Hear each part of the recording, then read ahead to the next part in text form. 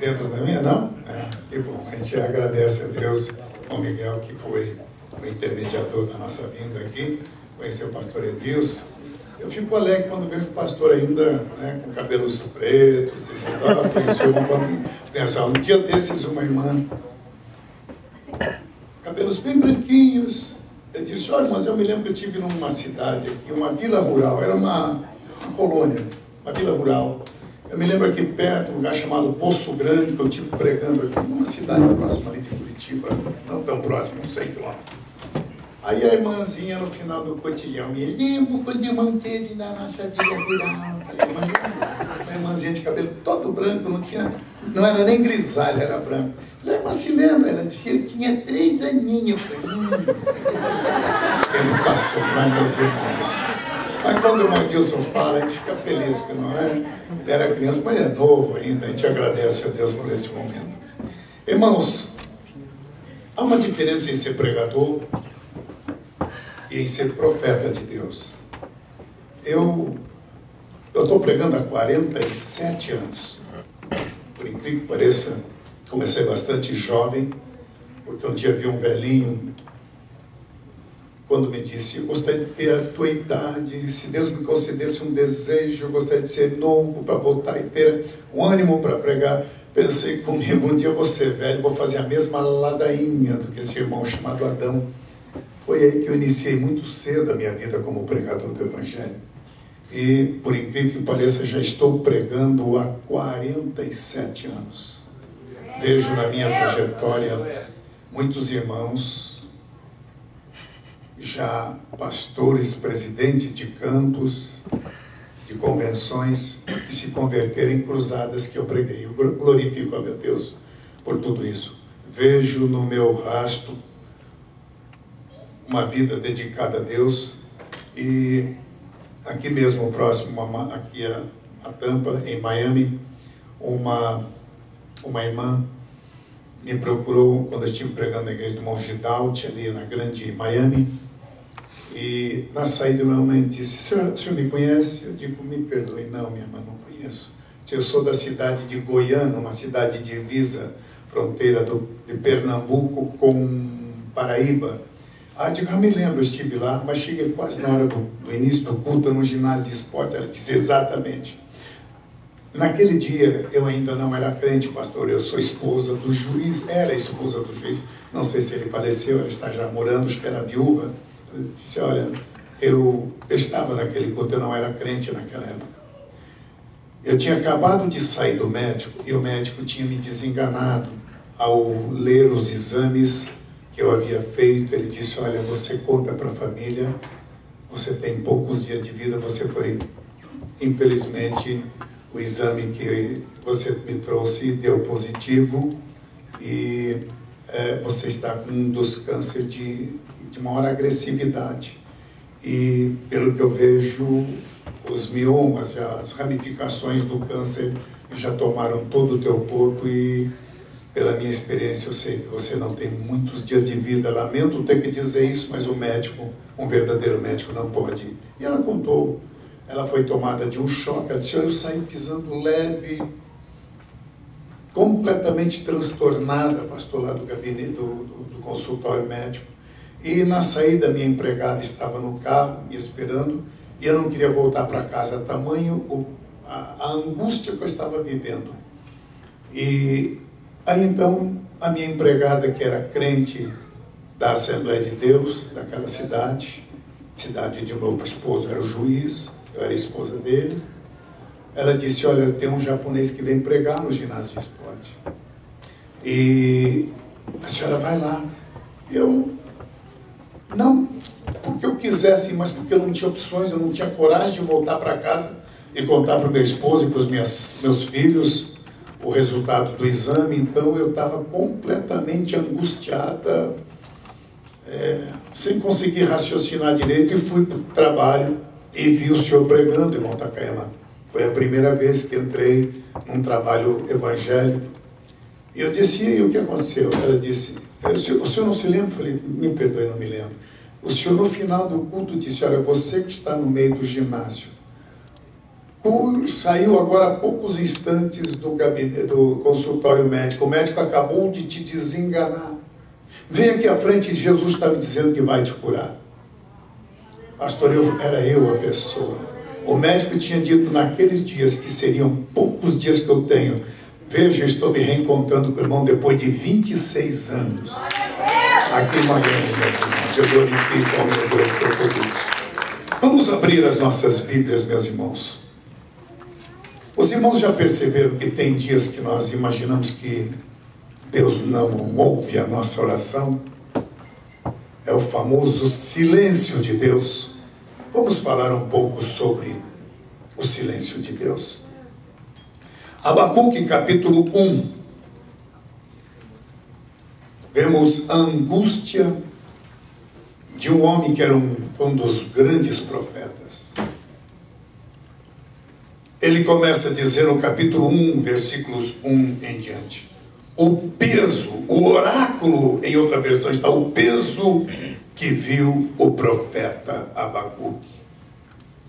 Até quando, Senhor, clamarei eu e tu não me escutarás? Ou gritarei a ti violência e tu não salvarás? Por que me fazes ver a iniquidade e a opressão? Destruição e violência estão diante de mim.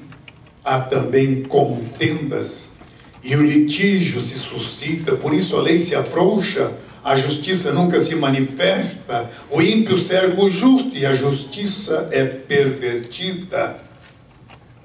Não parece uma coisa comum no teu dia a dia, meu irmão? Muito bem. Vamos curvar as nossas cabeças e vamos pedir que o Senhor continue falando conosco. Eu sei que Deus já tem falado através do cântico. O cântico que a Stephanie cantou, realmente para mim foi um momento especial. Ouvi pela primeira vez ontem. Glorifico a meu Deus pelo conteúdo desta linda mensagem. Que muitas vezes nós queremos quantidade e Deus quer, claro que Deus quer quantidade, mas entre quantidade e qualidade, Deus prefere a qualidade do que a quantidade. Entenderam? Deus prefere poucos e poderosos do que muitos e fracos. Por isso recebam nesta noite esta mensagem profética. Eu disse aos irmãos, eu não quero ser um pregador. Pregador, até mesmo sem chamado, a pessoa pode, na homília, conhecer as técnicas da retórica, da hermenêutica, da homilética, da homília. E pode até trazer um sermão. Podemos convidar um advogado renomado e podem ter certeza, poderá impressionar a cada um de nós com a facilidade com que ele tem em lidar com o vernáculo, com a palavra. O seminarista, o jovem pode sair e ser um eloquente pregador. E essa é a diferença, meus irmãos. Há uma diferença em ser pregador e em ser profeta de Deus. Quero ser profeta nesta noite. Assim tem sido a minha vida nesses meus 47 anos, pregando a palavra do Senhor. Eterno Deus, soberano Pai, queremos tomar este momento, orar a Ti e pedir mais uma vez, ó Deus, que Tu tomes conta da minha vida. Ó Deus, sou pequeno, reconheço a minha fragilidade, as minhas limitações para um momento tão grandioso como este, que é ser o Teu mensageiro, ó Deus, para entregar a Tua santa palavra. Porém, cresce em mim, ó Deus, a convicção, a confiança de que esta palavra é Tua, este povo que aqui está é Teu, eu sou Teu, a autoridade, a honra e a glória são Tuas, Senhor Deus, e por tudo isso cresce em mim a convicção de que Tu estás operando um milagre. Ó Deus, se Tu desejas profeticamente falar com algumas vidas, ó Deus, toma-me como instrumento para entregar a Tua soberana palavra. E ó Deus, enquanto eu estiver pregando, doentes estarão sendo curados, vidas estarão sendo renovadas, ó Deus. Pessoas e famílias estarão voltando para Ti no Teu nome santo e precioso. Amém. Tome assento, meus irmãos.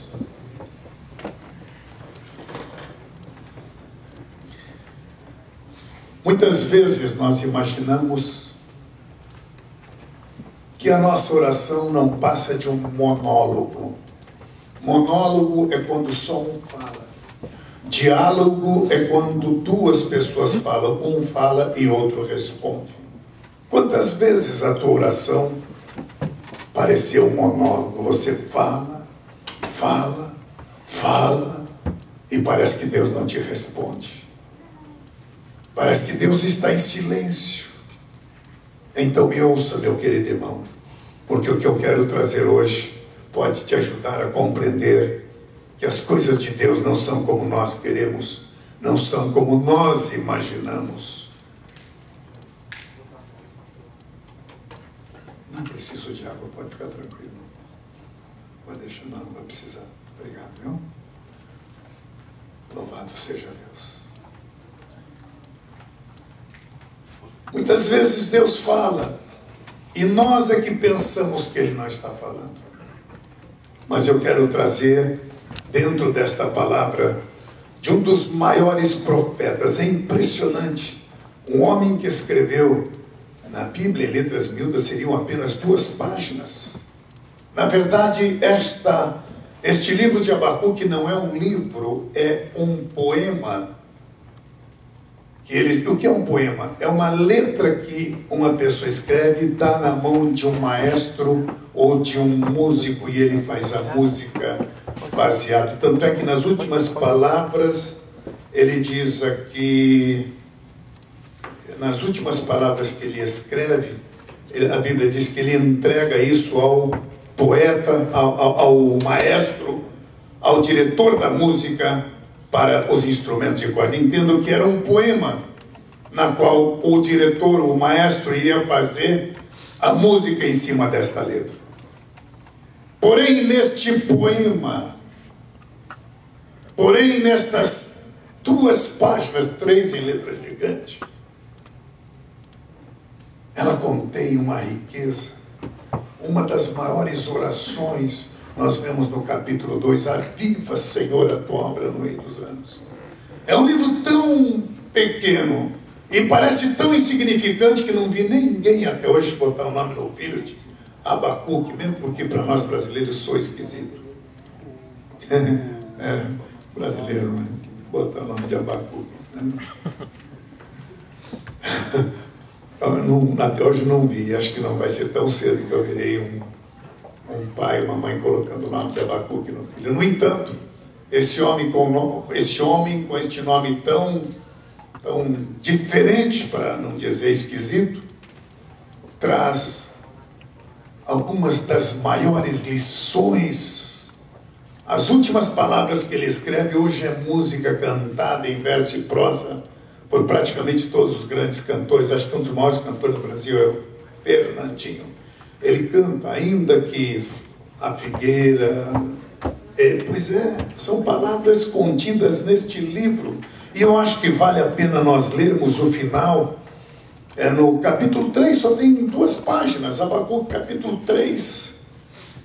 Versículo 17. Ainda que a figueira não floresça, não haja fruto da vide, ainda que o produto da oliveira falhe e os campos não produzam mantimento, ainda que as ovelhas sejam exterminadas e nos currais não haja gado. Que coisa, que convicção. O homem que começa a oração dizendo: por que, Senhor, tu não me ouve? Por que é que eu falo e tu não responde? Como quem diz: tu estás em silêncio, Deus. No entanto, ele diz: ainda que tudo isso aconteça, no entanto, eu me alegrarei no Senhor e exultarei no Deus da minha salvação. O Senhor é a minha força. Faço uma pergunta profética aqui esta noite, meus irmãos. Deus é a tua força? Não é as notinhas verdes a tua força? Você tem certeza que Deus é a tua força? Deus não tem compromisso nenhum com o teu nome, muito menos com o teu sobrenome, com a tua fama, com o teu sucesso mundano. Deus não tem compromisso com o nome ou a placa de uma denominação. Deus tem compromisso com a sua obra, com a sua igreja, com o seu corpo. O corpo santo. Então, ouça-me, porque precisamos entender. Vida cristã é amadurecer a nossa compreensão, é entender os mistérios de Deus, até no silêncio. O silêncio é uma maneira de Deus falar. Na verdade, o silêncio de Deus é didático. O que é didático? Ele nos ensina pelo seu silêncio. Muitas vezes queremos que Ao pregar, centenas caiam. Ao pregar, queremos que todos sejam curados. E muitas vezes ficamos frustrados. Por que Deus curou só um? Oh meu Deus, se curou só um, dê glória a Deus. Deus cura um para a salvação de milhares. Mas por que não acontece, vamos dizer, milagres no atacado? Senhor, eu faço a tua obra e não vejo. É o que o profeta diz. Por que clamo e tu não me escuta? Grito a ti. Vemos aí, ele diz violência. E é o que nós vemos numa sociedade: violência, imoralidade, maldade, podridão. Muitas vezes ele diz aqui assim: e tu não salvas?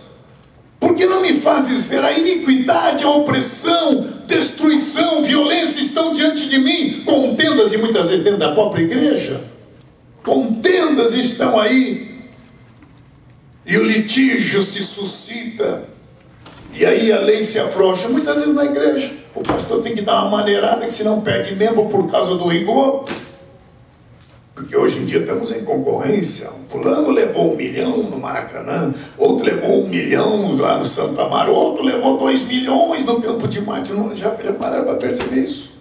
E nós ficamos preocupados porque pensamos sucesso no pensamento humano. O conceito de sucesso de Deus, meu irmão, é muito diferente do teu conceito de sucesso. E aí nós vemos na música que a Stephanie cantou, e tantos milhares, ainda era muito. Na nossa consciência não, quanto mais melhor. Para Deus não, meu irmão. Deus, quando quer para uma pessoa, com Deus é a maioria absoluta. Aleluia. Glorifica a Deus, porque Deus está nisso, e você tem que entender essa equação de Deus. Glória a Deus. Sinta a mente de Deus no teu coração esta noite. Não se preocupe com quantidade, é uma consequência se você tiver qualidade. Porque no momento em que a concorrência está aí, né, gente por todo lado, dizem que algumas igrejas, eu não sei se isso é verdade, me contaram que foram entrevistar um endemoniado. Demônio, você gosta da Batista? Não. Você gosta da Presbiteriana? Não. Você gosta da Assembleia? Não. Por que você não vai dessa igreja? Lá não me entrevistam na televisão. Quer dizer que tem que entrevistar na televisão. Queremos dar voz para o Satanás, meus irmãos. Nós temos que entender que Deus... E olha, nós vamos ver nesses últimos dias coisas interessantes, para não dizer esquisitas. Gente que está atrás de quantidade. Já tem igrejas por aí dizendo assim: viva de bem com a vida. Venha para... Desde quando que o cristão vai viver de bem com a vida? A minha Bíblia diz exatamente o contrário. A mensagem de Cristo não foi uma mensagem popular nem populista. Ela foi muito mais rejeitada do que aceita. Raposas têm covis, aves têm seus ninhos, o Filho do Homem não tem onde reclinar a cabeça. Vem e segue-me. Sereis enviado como ovelha no meio de lobos. E o Senhor continua com a sua mensagem: por causa do meu nome sereis odiados. Quem quiser seguir após mim, negue-se a si mesmo. Vem e segue-me.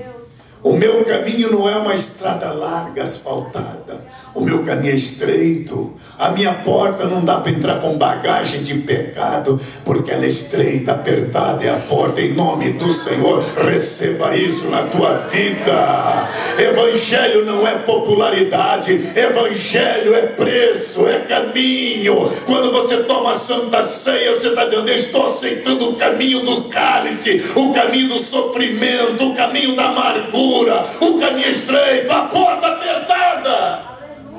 E aí Abacuque começa: Senhor, ele diz até o peso que viu o profeta Abacuque. Dizem que ele andava até encurvado, não sei se até onde isso tem realidade, mas a Bíblia diz que o peso que viu o profeta, aqui não está falando em peso, em quilos, está falando em peso da responsabilidade. E é essa mensagem que eu quero deixar a esta igreja, pastor Edilson e demais obreiros que aqui estão.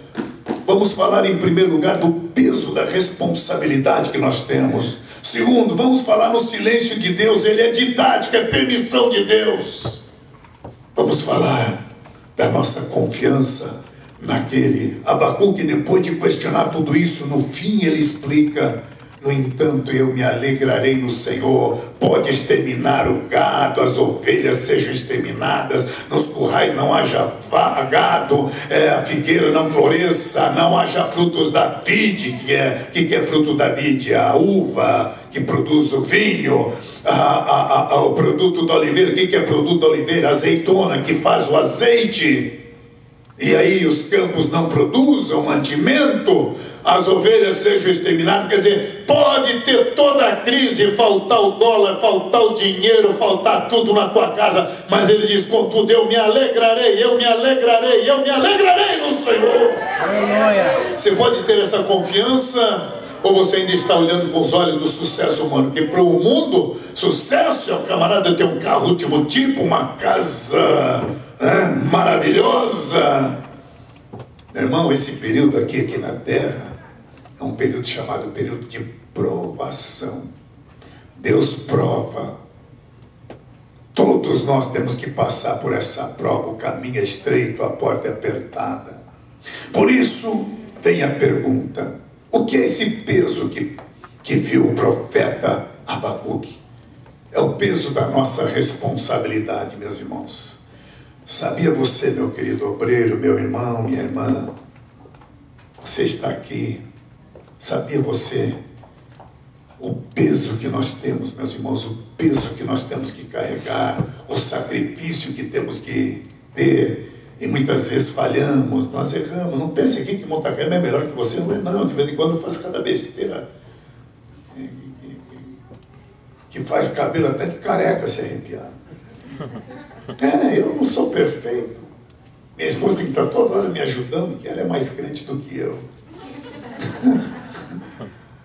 Mas muitas vezes, meus irmãos, eu reconheço, e todos nós somos limitados. A falha que eu tenho, talvez você não tenha, mas não ria da minha cara, que talvez você tenha falhas que eu não tenho.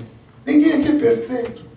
E tem gente que vai na igreja: não vou mais. Por quê? Porque eu não esperava aquilo daquela pessoa, me deu. Irmão, se você for vir na igreja e ficar olhando o defeito de outro, você não vai ser crente nunca.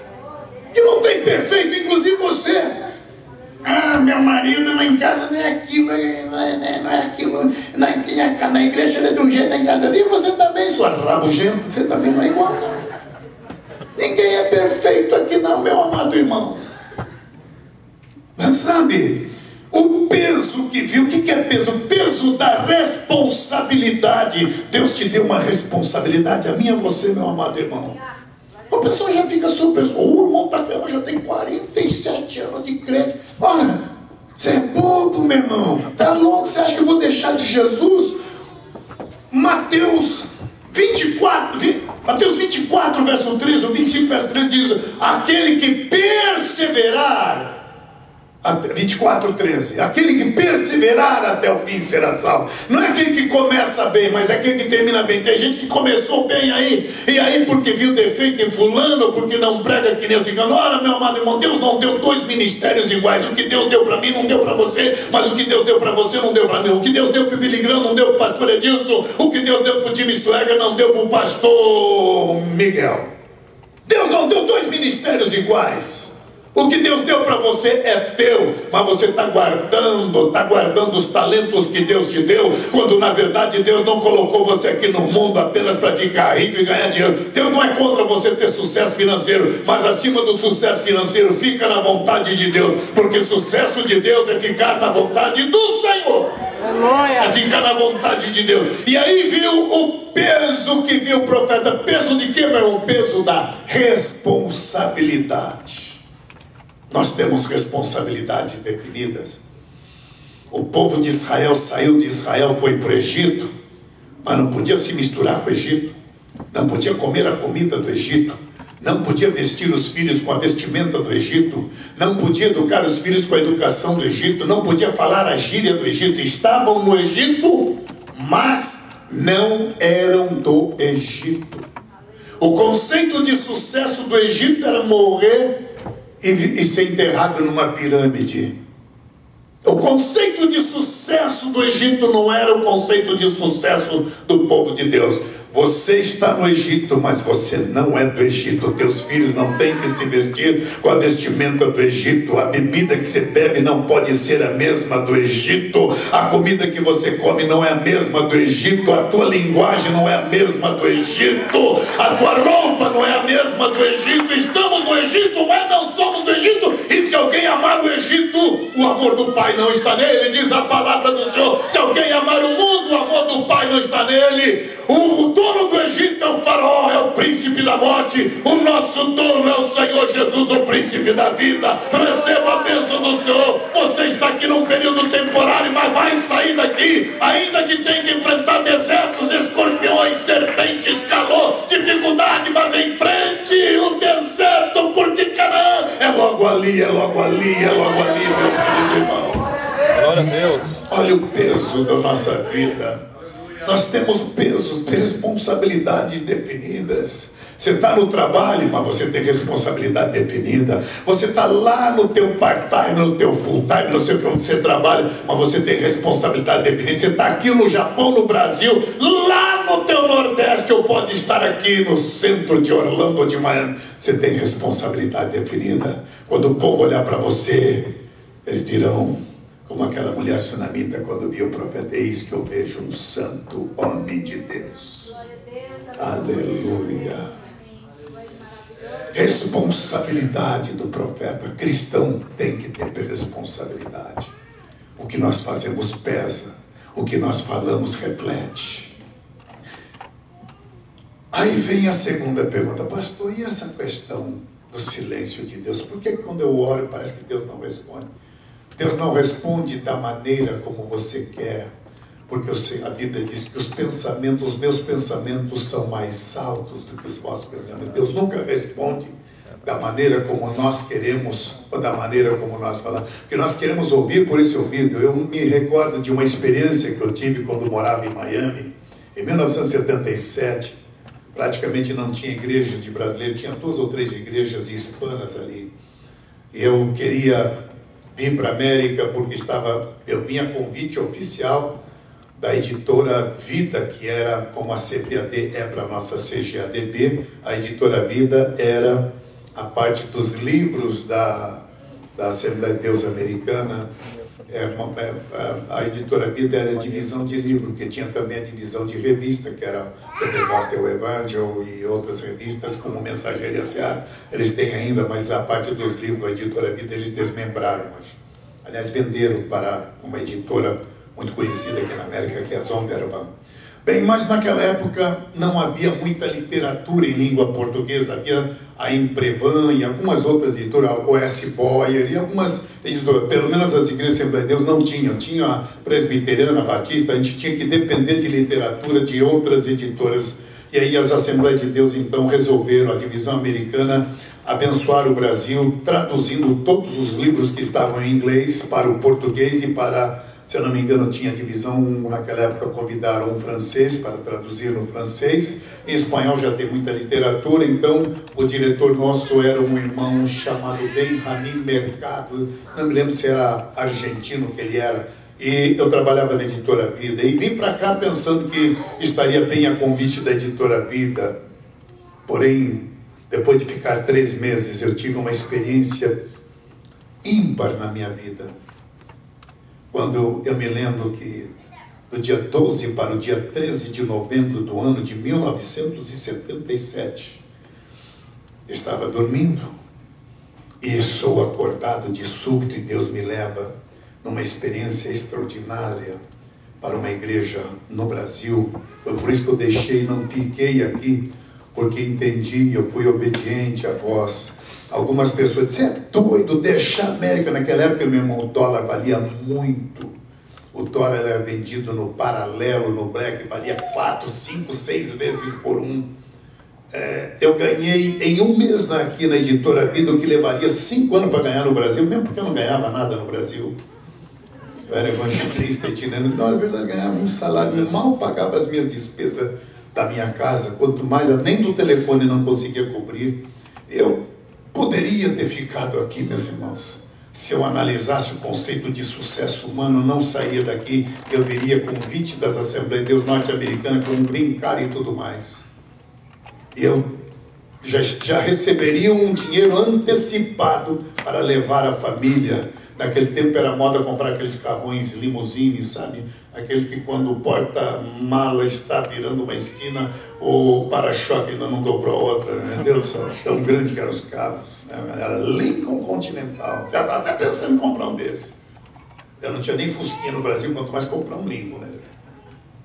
A primeira vez que eu acendi um fogão aqui na América, não precisava de fósforo, acendia, já saía chama. Eu falei, que trem mais maluco e doido. Nunca tinha visto geladeira de 2 andares, já tinha naquela época. Bem, mas não.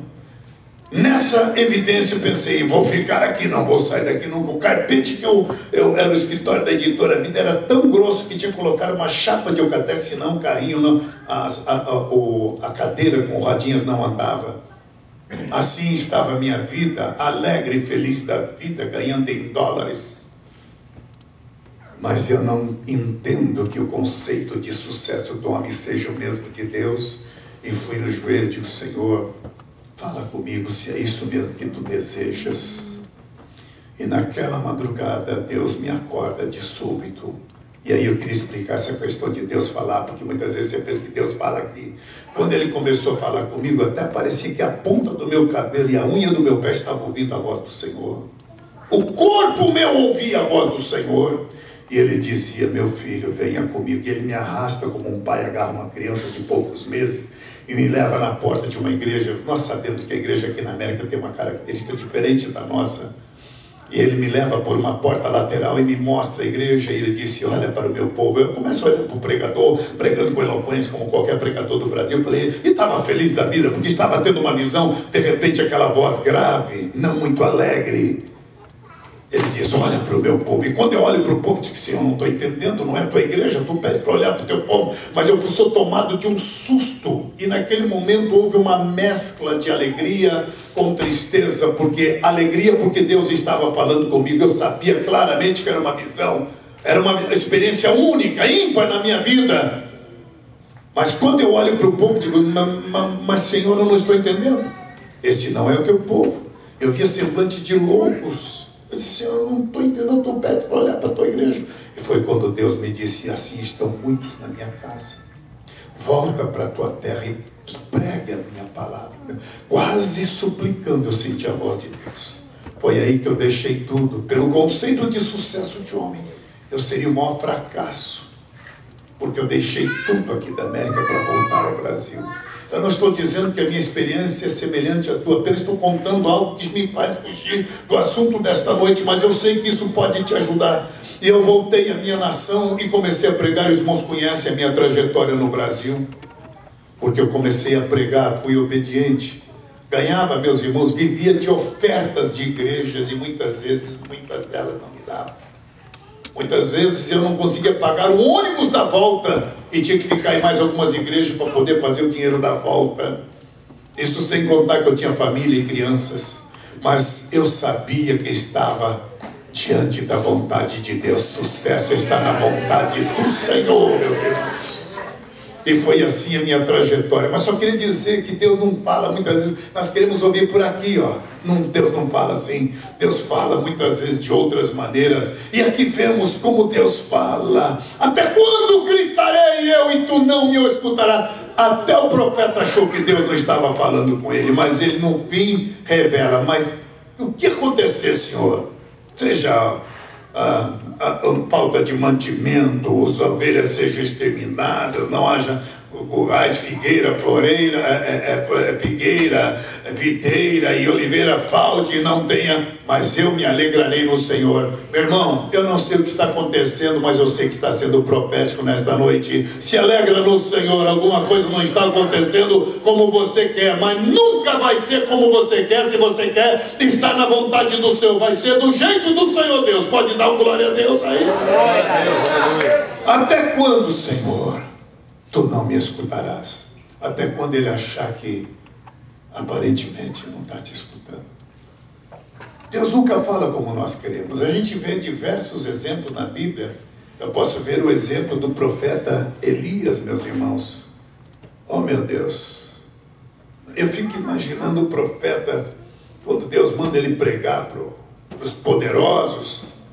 A Jezabel, mulher de Acabe, mandou caçar a cabeça dele. Ele teve que se refugiar. Deus está na hora de você se recolher. E Deus manda o homem de Deus lá para as regiões onde era no refúgio, as margens do rio Querite. Por quê? Porque naquele tempo não havia refrigerantes, Coca-Cola, Sprite, não havia nada disso. Havia água, e naquele lugar desértico ter água é bênção pura. E Deus manda ele às margens do Querite.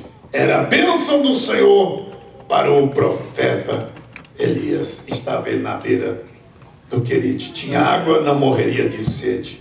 Mas e comida, Senhor? Aí Deus manda o garçom, a safra,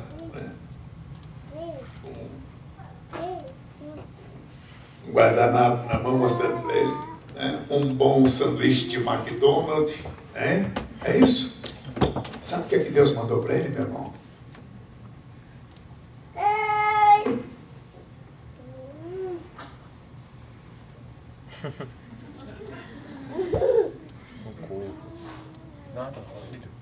Deus manda 2 urubu. Corvo é urubu, é primo irmão do urubu. Come carniça do mesmo jeito, a sobremesa do corvo. São os gusanos. Sabe o que é gusano? Aqueles vermezinhos que crescem no meio da carniça. Pois Deus manda 2 corvos mandar comida para o profeta. Pão e carne de manhã e à tarde. Pão e carne de manhã, de manhã, pão e carne à tarde. Você aceitaria isso? Tem álcool gel aí para limpar a boca desse infeliz aqui? Você talvez gritaria isso. Eu não vou me sujeitar. Tem gente que não se sujeita, meu amado irmão. Mas se é servo de Deus, Deus não falou nada, apenas mandou. E olha, tem hora que é mais fácil o corpo obedecer do que alguns irmãos. Tem uma hora que é mais fácil o corpo obedecer. Deus manda comida de manhã à tarde no bico do corvo. De manhã, bico do corvo. À tarde, no bico do corvo. E o profeta, todo cheio, enojado, lava a mão com álcool gel. É isso? Não. Comeu. Deus está provando você, alguém aqui esta noite. Por isso glorifica o Senhor, porque Deus não fala do jeito que você quer. Na linguagem do povo, seria um fracasso. O homem que queria ser um pregador, agora tinha que se esconder na beira do Querite. E Deus manda corvo de manhã, manda corvo à tarde. Comida na boca dele. Não era McDonald's, não era Burger King, não era Dennis, não era nenhum desses restaurantes. Era no bico do corvo. Tem horas que Deus não tem compromisso com o teu nome, com o teu sucesso financeiro. Deus tem compromisso com a sua obra, com a sua igreja. Aprenda e entenda isso, porque Deus está falando com alguém aqui esta noite, ou com algumas pessoas. E aí, o conceito de sucesso, sabe o que é, meu irmão? Muitas vezes no silêncio Deus fala, e quando Deus manda, eu obedeço. Quando Deus fala, eu concordo. Quando Deus ordena, eu aceito. Quando Deus age, eu compreendo. Você está compreendendo o agir de Deus esta noite na tua vida? Pode glorificar ao Senhor. Aleluia, aleluia. Sabe por que Deus chamou o irmão Takayama, que nem eu esperava estar aqui hoje? Eu tenho aqui convite para vir. Eu não sei se o Céu ainda é o pastor da igreja Assembleia de Deus Americana. Ele esteve na minha casa, o pastor da igreja Assembleia de Deus Americana aqui. Na minha casa, no tempo com o Costa, ele ainda era vivo. Hospedou, não se hospedou lá, mas comeu na minha casa. Ele ainda era novo, deve estar já com idade bastante avançada. É o pastor da igreja americana. O menino da outra igreja, não sei se ele está por aqui ainda, o Zacarquim, recebeu batismo com o Espírito Santo num trabalho que eu estava fazendo na cidade de Assis Chateaubriand. Assim é a obra do Senhor, meu amado irmão. Mas eu estou aqui porque queria Deus que eu falasse com alguém. Eu não estou debaixo do meu desejo, eu estou fazendo obra de Deus.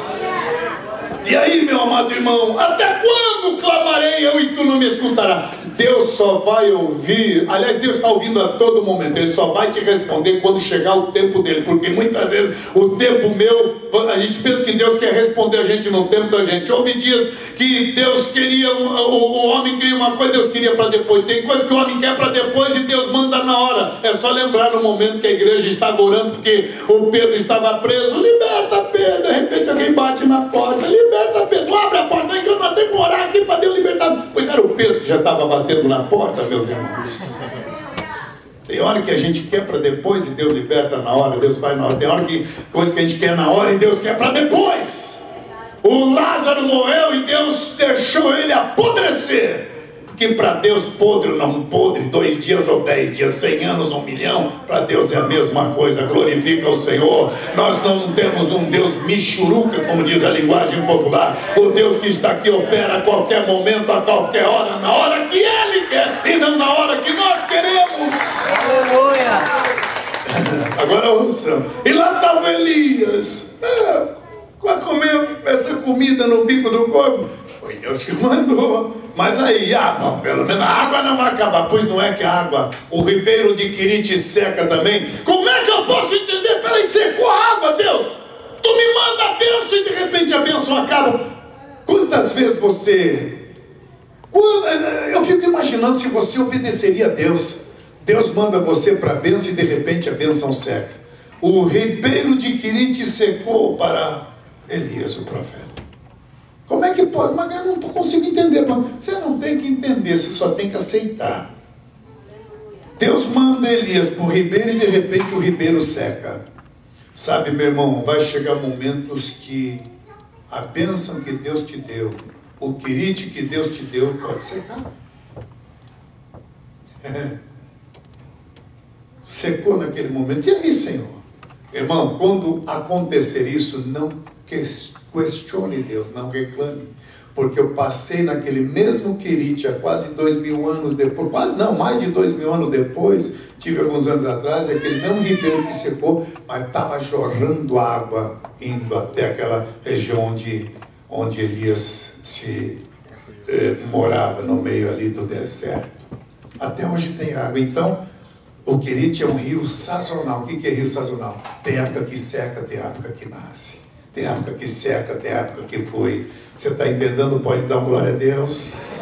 Essa crise americana é permissão de Deus, porque esse povo se tornou muito orgulhoso. Um país que exportou bênção em bênção, foi o celeiro de muitos missionários. O avivamento das Assembleias de Deus no Brasil começou aqui na Rua Azusa, aqui na Califórnia, onde 2 suecos recebendo avivamento foram para o Brasil e nós conhecemos o grande avivamento. Mas esse mesmo povo, daquela mesma Califórnia, que exportou missionários, hoje está exportando pornografia, imoralidade, podridão, separação. É por isso que Deus tem se entristecido, porque o odor fétido do inferno tem subido até as narinas sacrossantas de Deus, e Deus não está aguentando isso. Por isso o Brasil está crescendo, porque o Brasil, com toda a dificuldade, com todos os maus missionários despreparados que mandou, mas está fazendo a lição de casa. A obra é do Senhor, a obra é de Deus, esse trabalho é de Deus, eu sou de Deus, esta palavra é de Deus, você é de Deus, e glorifica o nome do Senhor, porque é dele esta obra. E aí o ribeiro pode secar, a bênção de Deus pode secar quando ele tem um propósito. O profeta de Deus, ele obedece em silêncio. Quando Deus manda, a Bíblia diz, é só você ler aqui a história de Elias. Quando Deus manda, ele obedece.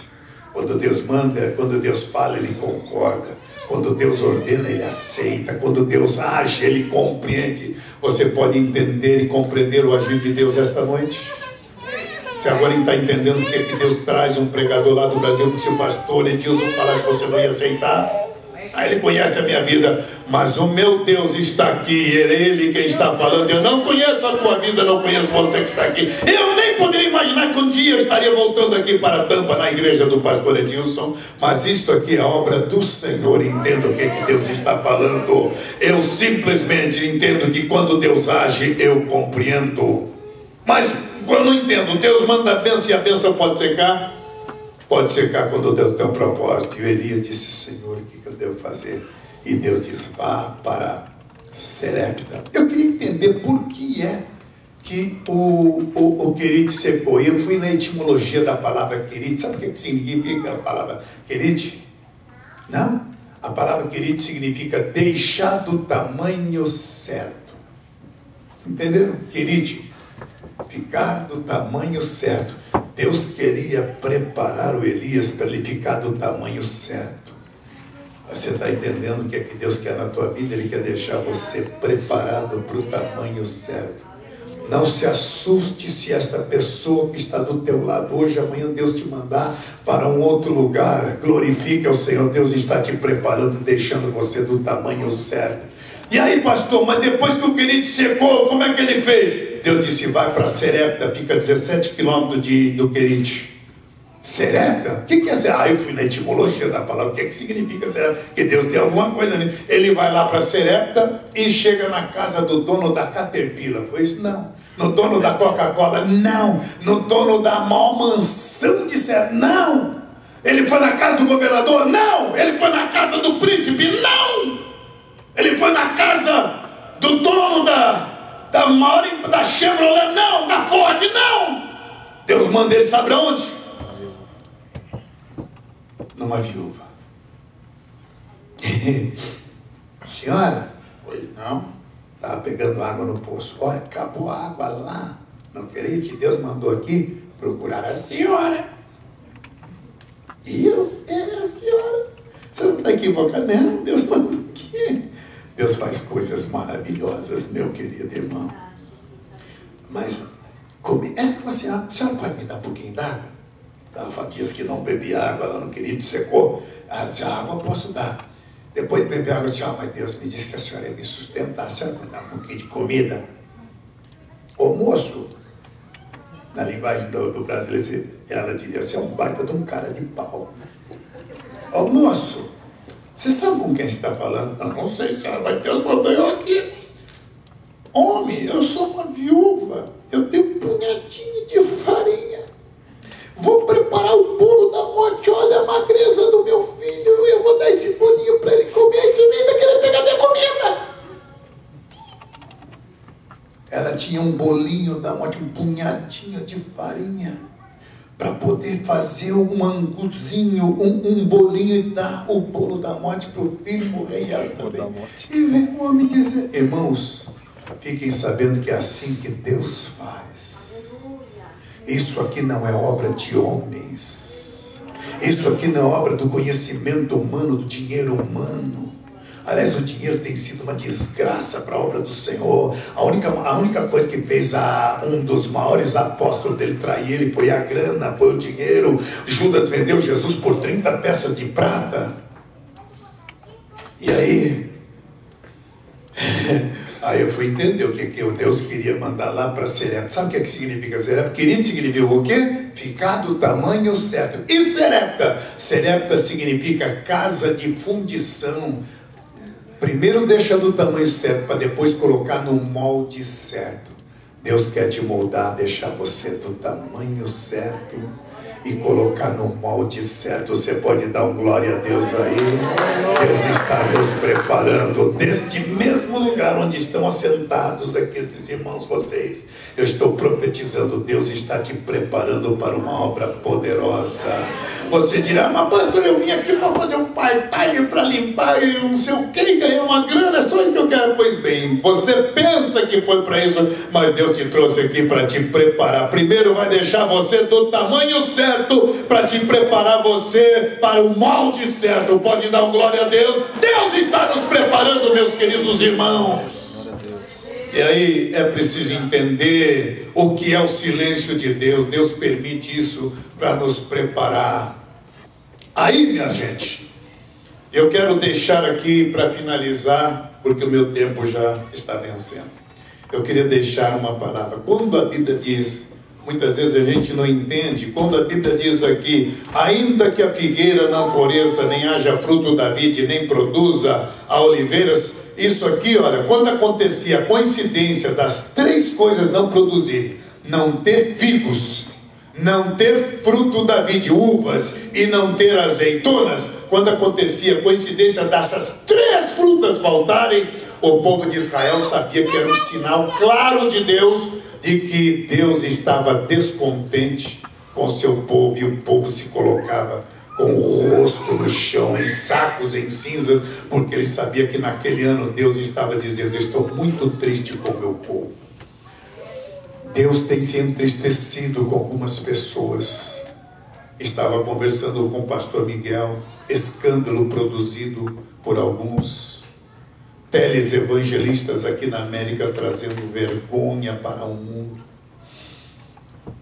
Obreiros da América do Sul se vendendo por dinheiro. Igrejas na Europa sendo transformadas pela especulação imobiliária em discotecas, salões de bailes e supermercados. O Evangelho sendo denegrido na Europa ao ponto de nem se poder mais dizer. No Brasil, ser pastor é sinônimo de escândalo em alguns lugares. E nós estamos vendo: Senhor, por que isso está acontecendo? É o que o profeta questiona. Por que me fazes ver a iniquidade? Sabe o que é iniquidade? É pecado premeditado. Pior dos pecados é aquele que a pessoa comete premeditando. Isso significa iniquidade, opressão, destruição, violência estão diante de mim. Contendas a gente vê por aí, litígio se suscita, a lei se afrouxa, a justiça nunca se manifesta, e o ímpio ainda cerca o justo, e a justiça é pervertida. Não é isso que você está vendo? Pois fique sabendo, meu querido irmão, no meio dessa vergonha, desse odor, esse hálito terrível de Satanás, Deus está levantando uma geração de homens e mulheres poderosos. E eu tenho certeza que está aqui alguns deles. Glorifica ao Senhor. Eu estava profetizando assim numa igreja em São Paulo, num congresso de jovens. Do lado de fora estava um mendigo, um menino de rua, adolescente, cheirando azedo. Por isso os irmãos não permitiram ele entrar, porque estava com a característica de um menino sem teto, com cobertor, cheirando azedo, que não há onde tomar banho, comendo restos de comida oferecido por alguns que, entre aspas, se compadeciam dele. Estava um moço ali de nome Adeildo Costa. E ele crê quando eu disse para ele: você que está me vendo pelo telão, porque nem pôde entrar, onde você estará nesse púlpito pregando, estarei atrás dando glórias a Deus, pois isso aconteceu num congresso que esteve em Santa Catarina. Ele pregando e eu estando atrás, e eu não conhecia ele, e ele conta o seu testemunho e se torna um dos maiores pregadores do Brasil. É isso que Deus faz. Receba a bênção do Senhor. Não diga que você não é porque você é, não diga que você tem porque você tem, não diga que você não pode porque você pode. Receba a glória do Senhor. Ainda que quando essas 3 coisas aconteciam, Deus estava entristecido. Mas entenda, figueira para o povo de Israel significa comida. Uva, vinho e videira significa alegria. O vinho simboliza alegria, e azeite significa unção. Pode faltar comida, pode faltar unção, pode faltar alegria, mas ele diz: contudo eu me alegrarei no Senhor. Não tenha receio, eu estou profetizando em nome do Senhor. Receba a bênção de Deus e glorifica o Senhor esta noite, porque Deus está te oferecendo bênção. Vamos ficar em pé nesta hora. Diga: eu me alegrarei no Senhor. Receba a bênção de Deus na tua vida. Eu quero aqui deixar bem claro, alguns irmãos, muitas vezes eu, Takayama, parei de fazer cruzadas porque via que muitas vezes as pessoas forçando davam testemunhos de cura. Eu digo: Senhor, eu não quero isso. Eu percebo que essa pessoa não foi curada, está dizendo que foi curada. Eu parei de... Não digo que parei, mas eu não forço o testemunho de curas, porque eu queria ser sincero comigo. Eu creio que Deus cura, e tenho visto ao longo desta minha trajetória pessoas como essa irmã aqui de Miami dando testemunho depois de 26 anos, portanto já faz mais de 30, que foi há 4 anos atrás que eu estive conversando com ela, quando estive na igreja do pastor Gidaldi. Eu sei que Deus opera, mas eu não tenho forçado a situação. Sabe por quê? Eu vou explicar, meu irmão. Um dia Deus curou 10 leprosos. Só um voltou para agradecer.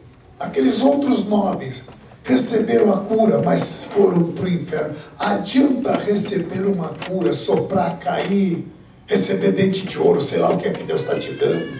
Ser curado de um câncer hoje e amanhã. Curado aqui hoje, mas amanhã para o inferno. Entenda isso, meu querido irmão. A nossa obra de Deus, minha Bíblia diz que não é por vista, mas é por fé. É por isso que muitas vezes o milagre não ocorre, porque Deus quer ver até onde vai a tua fé. O silêncio de Deus é didático. Muitas vezes Ele não te responde, porque a nossa vida de salvação, com chuva ou sem chuva, com luta ou sem luta, com doença ou sem doença, eu não me afastarei do Senhor. O segredo não é começar bem, mas é terminar bem. Não adianta Deus te curar de um câncer hoje, amanhã você ir para o inferno. Receba a bênção do Senhor Jesus na tua vida. Nós temos aqui pregar o Evangelho da salvação. Vivemos 6, 70, 100, 110 anos é o máximo, mas nada disso passa. E depois disso é o quê? Só tem 2 lugares para a gente ir depois que morre: o céu ou o inferno. No inferno nem católico, nem crente, nem americano, nem brasileiro, nem branco, nem preto, nem rico, nem pobre, nem homem, nem mulher, nenhum de nós queremos ir. É por isso que nesta noite eu te digo, meu amado irmão, não venha para a igreja porque gosta de ciclano ou porque não gosta de Bertrano. Venha na igreja para adorar a Deus, glorificar o nome do Senhor, agradecer a Deus pela salvação da tua vida e entender que só tem 2 razões para a igreja estar aqui na terra. Ouça, só tem 2 razões para a igreja estar aqui na terra. Uma, adorar a Deus, e a segunda, evangelizar. Eu espero que você tenha consciência e no jeito simples que você tem, na maneira muitas vezes até de dificuldade que você tem, diga para a pessoa: olha, João 14,6, só tem 2 lugares para a gente ir, céu e inferno. E se você quer ir para o céu, não é por Buda, Confúcio, Allan Kardec, Maomé, Maria bendita entre as mulheres, Pedro, Paulo, André ou Felipe. Não, nenhum desses pode salvar. O único que disse: eu sou o caminho, eu sou a verdade, eu sou a vida, João 14,6, foi Jesus Cristo. E de quebra ele disse: ninguém vem ao Pai se não for por mim. Entrega a tua vida a Jesus. Você não está com vergonha de se entregar agora, depois que eu sair? Dobra o teu joelho no teu quarto e diga: o Deus que aquela pessoa me falou hoje, se tu és o Deus verdadeiro, eu quero ter um encontro contigo, porque para o inferno eu não quero ir. Ninguém aqui quer ir para o inferno, seja católico ou crente, seja você branco, preto, rico ou pobre, americano ou brasileiro, hispano ou qualquer outro país, ninguém quer ir para o inferno. Então só tem um caminho: Jesus Cristo, o Salvador das nossas vidas. É essa a missão que você tem. Eu pergunto: precisa ser um eloquente pregador para falar isso? Não precisa. É preciso entender que a única razão de você estar aqui na terra é adorar a Deus, e segundo, falar para outros aquilo que Deus tem te mandado. Pastor Edilson é pastor. Quem gera ovelha não é o pastor. Quem gera ovelha é a própria ovelha. Você tem que convidar o teu colega de trabalho, aquela pessoa oprimida. Eu lhe garanto que se no ano que vem eu vier aqui, e se você por final de semana convidar uma pessoa, esse tempo estará 20, 30 vezes maior do que está aqui essa noite. Basta você entender a consciência de levar a palavra de Deus para outras pessoas. Que Deus te abençoe, meu querido irmão. Vamos estar juntos engrandecendo o reino de Deus. Satanás está endemoniado de ver esse povo que está aqui. Ai, 1000 cairão ao teu lado, 10.000 à tua direita, e tu não serás atingido. Receba a bênção de Deus. Você é ungido do Senhor, e você na tua maturidade vai continuar levando essa experiência para outros, porque aleluia, Canaã é logo ali. Receba a bênção do Senhor. Eu quero orar neste momento, meus irmãos, por algumas pessoas. Não conheço a tua vida, mas eu sei que nesta noite Deus me permite, como profeta do Senhor, dizer a você que eu trouxe essa mensagem porque alguém precisava ouvir. E nesta noite quero convidar todas as pessoas que nesta noite precisam desta reaproximação com Deus. Vem aqui à frente. Eu quero impor as minhas mãos sobre a tua vida, sobre a tua cabeça, porque eu sei que tem bênção de Deus na tua vida esta noite. Vem aqui à frente. Onde está aquele guitarrista maravilhoso? Toca bonito, toca com um trem maravilhoso, como diz o bom mineiro aí, meu irmão. Venha aqui para frente, nós vamos orar. Venha, venha, venha. Aleluia. aleluia, aleluia. Receba a bênção do Senhor, receba a bênção de Deus, receba a bênção do Senhor. Oh, glórias ao teu nome, meu Deus. Receba a bênção de Deus, receba a bênção do Senhor. Receba agora a bênção de Deus. Receba a unção de Deus na tua vida. Eu glorifico a ti, Deus, por esta vida. Abençoa este menino para a bênção do teu nome, em nome de Jesus, em nome do Senhor Jesus, em nome do Senhor. Deus, unge esta vida com unção especial. Derrama a tua graça, a tua bênção, para que sejam ferramentas, instrumentos de bênção. Deus, opera sobre estas vidas no teu nome santo e precioso. Receba a bênção do Senhor, receba a bênção de Deus, receba a unção de Deus, receba a glória, a unção do Espírito Santo, receba a bênção de Deus na tua vida. Em nome do Senhor, receba a bênção de Deus, receba a unção de Deus na tua vida.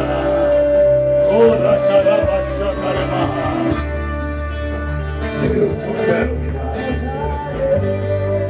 No teu nome santo, Deus. No teu nome santo, eu te glorifico nesta noite. Glorifica a Deus, igreja. Glorifica a Deus. A mão poderosa do Senhor, a plenitude da graça está sobre este lugar. Glorifique ao Senhor.